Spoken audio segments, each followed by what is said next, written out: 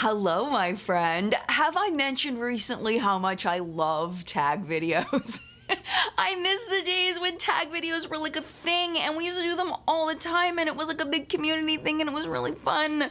So I was not going to pass up the opportunity to do the eyeshadow palette tag part 2, created by Samantha March and Ali Glines. The questions this time are really good, lots of solid reviews coming up in this video, so hang tight, we're getting into it right now.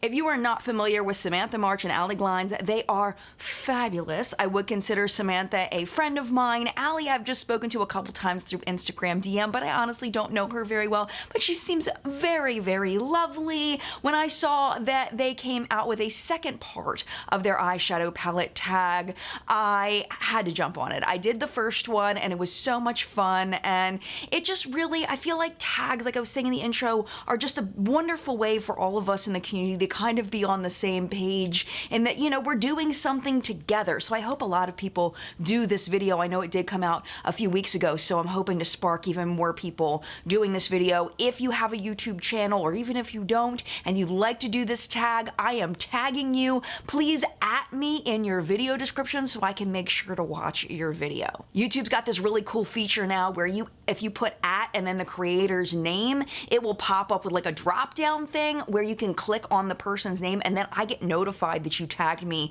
in the video. So I love that feature. Definitely do that. All right, let's go ahead and jump into the first palette in the tag, which is all-time favorite. And there's no way, there's no freaking way I'm gonna be able to pick just one palette. And if I was going to, it was gonna be the same as Samantha's, which was the ABH Sultry palette, and I didn't want to be boring like that. So I am gonna say the Sultry palette is one of my favorite palettes of all time. I would say if I don't know what to do, this is the palette that I reach for most often. I love the shades in here. The foiled shades are so poppin' and amazing. Let me just swatch a few of them for you. I know I've swatched this for you quite a few times, but this is just a wonderful, wonderful palette, and it's very easy to use, and I can create so many fun looks with it. I can do really natural, I can do like a night out kind of look. It's just a beautiful palette. But along with that, I am going to mention two other ABH shadows that I definitely would say I like almost as much as the Sultry. Very close, which is the Soft Glam and the Amrezy palette. This is the inside of the Soft Glam palette. This is one that I reach for when I want something softer, when I want something a little more natural, where this can be more of like a night out, shiny kind of look. This one I use for more subtle, just really pretty looks. The Amrezy palette, I love this. I think that it's mostly like these shades over here that I just die over. ABH had the best eyeshadow palettes. I don't know what is going on with them now, but these were like gold. And I am never throwing these away, like ever. They are freaking phenomenal. As far as a new favorite, oh my gosh, it's like Ali and Samantha were reading my mind. This was Ali's new favorite, and I have to agree, the Huda Beauty Rose Quartz palette, this is fantastic, and it is so fun to use. I could have worn this today. It is really fun. It's so easy to use. It's so user-friendly, and again, you can make it more natural, or you can add like a pop of shine, pop of color, and it's just a wonderful palette. I hadn't bought anything from Huda Beauty in a long time, so it really surprised me that I loved it as much as I did, and I'm gonna keep using it through 2022. A palette you keep for the memories, and if you know me, you know what's coming. It's the Jaclyn Hill Morphe palette, which is the only Morphe palette I have ever enjoyed using, I have to say. This has so many memories attached to it, and every time something comes up where we're talking about memories and an eyeshadow palette, this is the one I always talk about. This is so close to my heart, and honestly, like, I've never been like a huge Jaclyn Hill fan. Like, I've never been a follower, like a yes, go Jaclyn. I've never been that person.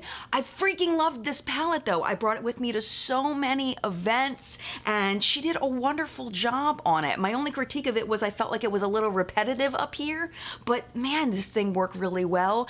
We did have a little bit of drama in that they did change the formula on this, which is such a bummer that you can't get this original formula anymore because it was so spot on. She worked so hard on it, and yeah, it's a wonderful, wonderful palette. I have not used it in a while. I probably won't because it's getting old, but man, is this a good palette. This was fantastic. So many good memories attached to this. Most underrated palette. I don't think I ever saw anybody in my circle talk about this, and it is such a shame. It is such a good palette. The Essentials palette by Sigma and Stephanie Lang. This is a wonderful, wonderful natural palette. Let me swatch a little bit of this one for you because I feel like no one really showed this. I showed it a little bit, but not probably as much as it deserved. It's a beautiful, natural, warm-toned palette, and it just performs beautifully. Stephanie did a fantastic job on this palette. It is so user-friendly. It blends like a dream. Lasting power is phenomenal, and the color selection is gorgeous. Again, you can do a more natural look. You can do a more sultry look. You can do whatever you want with it. It's freaking phenomenal, and I don't know why people don't talk about this. It's so good. This one, okay? This one made me laugh. I was searching through my collection. I was like, I know what I'm picking for this one. Not a favorite, but you can't get rid of it. Right here, baby. Glamlite Burger Palette. The packaging on this is phenomenal, but look what happened. I don't use it anymore. Look what happened. The inside is a hot stinking mess. They've really, Glamlite, I think this was one of their earliest palettes, and the cardboard just absorbed the moisture from the foiled shadows, and it looks like trash on the inside. But the outside's still really, really cute, so there's no way that I am getting rid of this. It is such a cute palette. I mean, even the inside still is cute. It's just messy looking. It's just ugly. It's sad. Favorite collabs. Okay, y'all know I know a lot of people in the beauty space, and a lot of them have done collabs. So I'm hoping that none of my friends get upset that if I didn't pick their palette as my favorite. Honestly, I would say some of the best palettes in the beauty space right now are those that are collabs with influencers. I mean, I swear, people are freaking geniuses. I decided that I was going to try to take out of my mind the people, how much I love the people, and really just focus on the eyeshadow palette. Which one do I use the most? Which one is the one that brings me the most joy to use if I took and stripped everything else away from it? And I have to say it's the At First Sight palette by ColourPop and Raw Beauty Kristi.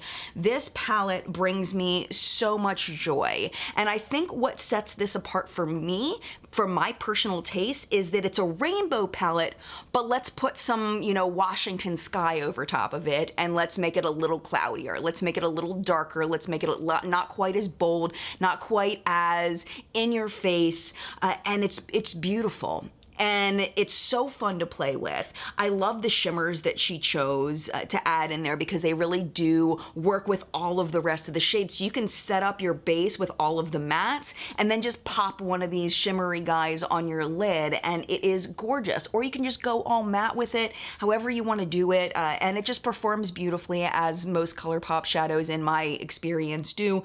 And she just did a wonderful job with this, and the packaging is really freaking cute. But yeah, I mean, every single collab that one of my friends has done, I've genuinely loved, but if I strip it away, which one do I enjoy using the most? It's this one.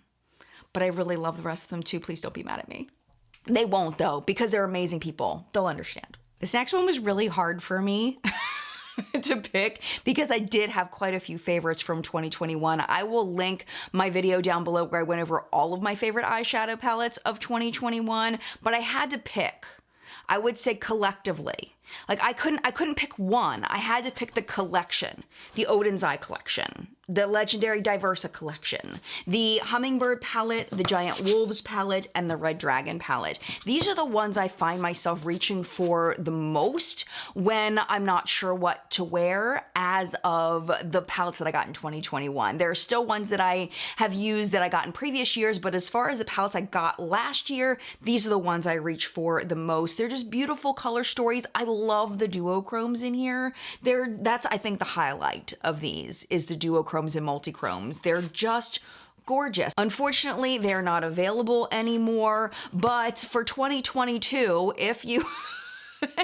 This just came out. This is the Angie Newqvist one. This is the one that came out as the 4th palette in the Legendary Diversa collection. This is the Hela palette, not the Hela palette, the Hela palette. And it is absolutely gorgeous. Same formula as these, but it is just different shades, and it's Angie. So if you were craving these and you like this color story, I definitely recommend you check this out. Palette I didn't expect to love. And it's not that I didn't expect it to love it, I just didn't know what to expect. This was sent to me in PR. This is the Poison Ivy palette by Milan Rowe, and this was done in collaboration with Doodles by the Bunny, who is an Instagram artist who does palette mock-ups, and she did a fantastic job on this. I knew the shades were gonna be amazing, but I wasn't sure what the formula was gonna be like, because you never know with indie brands that you've never tried before, whether it's gonna be one of those really good indie brands or one of those ones that just feels mass-produced. It seems like it just came out of a stock formula,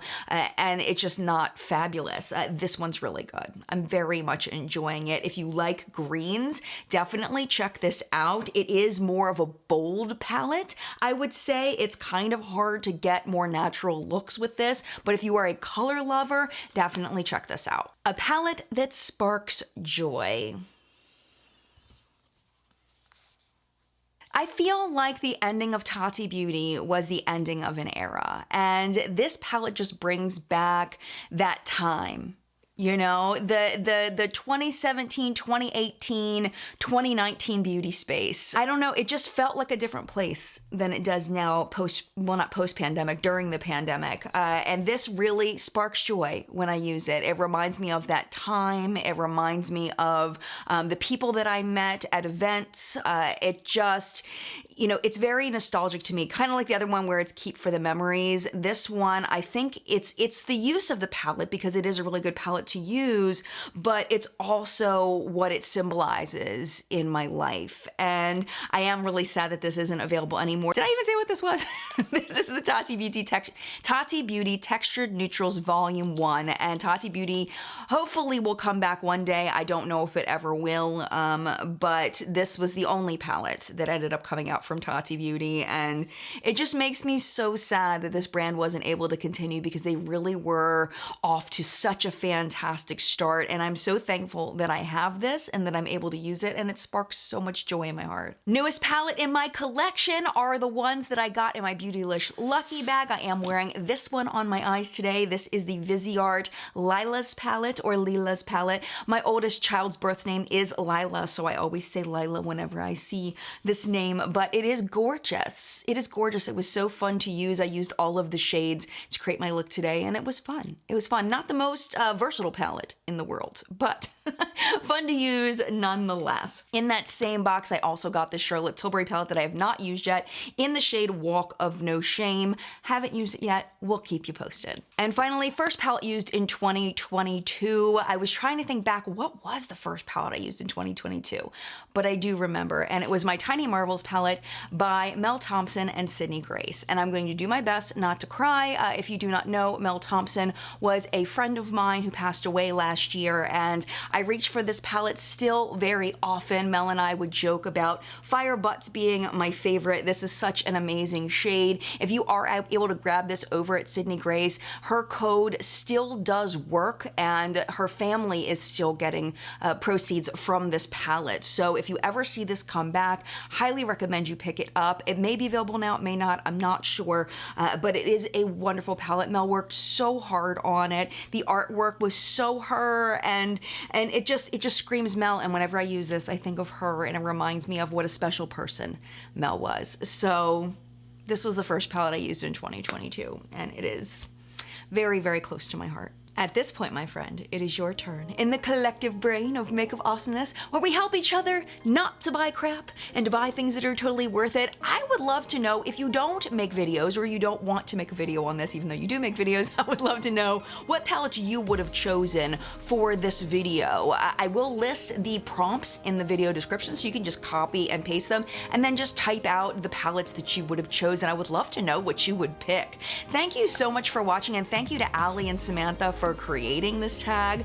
It really was a lot of fun to do, and I definitely encourage you to do it if you do make videos on YouTube. Thank you again so much for watching. If you would like to hang out a little bit longer, you don't have to go. YouTube should be recommending a couple videos for you right over here to watch. But if it is your time to go because you do have things to do, it is no problem at all. Totally get it. Thank you for hanging out as long as you did. And mad love to you, and I will see you in a video very, very soon. Bye!